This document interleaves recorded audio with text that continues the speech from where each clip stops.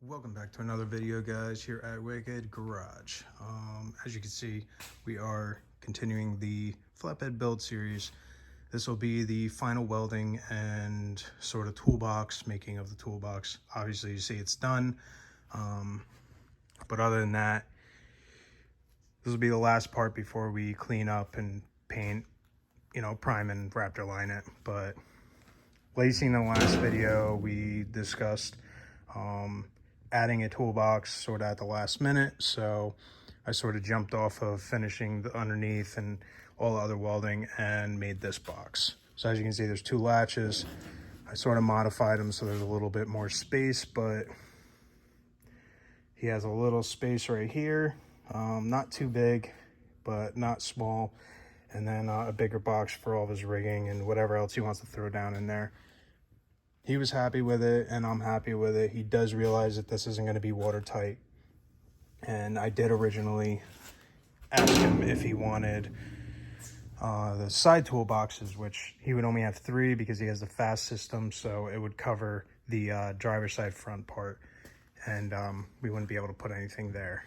So he originally didn't want that, and now that he's getting towards the end, he sort of regrets it, but I can't add it because of the way I designed it. There's 2 different ways I designed it. One with the boxes being cut out originally from the side plates before it's bent, and then having the room, without the top plate welded on and such, to add all of what he wanted. But, some things you don't really think about until the end of a project. And we got something for him. He's happy with it, so I'm happy with it. Just finished vacuuming off this and underneath as well, because I'm about to go underneath and weld all of the cross members on. I have the forklift on here so that I can put pressure down on it and sort of push this down to the frame, so I don't have to worry about it, being any gaps or anything like that, or being uneven. So pretty much, let's get to it, and I'll show you how I got the box built and show you, a little further down the line of what I did underneath, and we'll go from there. If you haven't already, hit that subscribe button, and as always, thank you for watching. Appreciate all the support.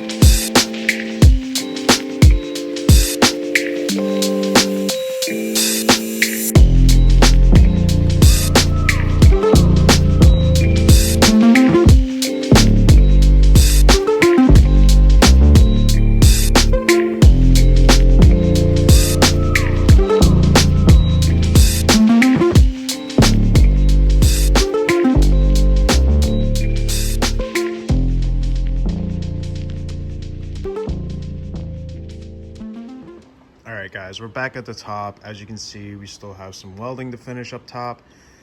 Other than that, pretty much everything else is done. We just got to weld the filler plate, the sides, the center. Everything back here is finished. Finished welded and finished ground pretty much. Just needs to be wired wheeled a little bit. And then after that's done, everything can get finished ground. Then what we'll do is we will wire wheel the entire bed like I started doing on the other side, and we'll take some lacquer thinner, wipe the whole thing down, and pretty much she'll be ready for paint. And we also do have to add in the lights on the side here, so no big deal. It's a few drilling, and then we have to drill a hole down into here for the wires to go down into the tunnel and match up with those. I already have that hole drilled back here going out that way, so the wires can go down through there, no problem. And other than that, it's almost ready for paint. It's almost ready for her to be put on the truck. Once this gets epoxy primed, it's gonna get Raptor lined along with the other parts that are sitting over there, and then it can cure, and I can move this outside, or I can leave it in here depending on when the truck's coming. But other than that, yeah, let's get everything else welded up.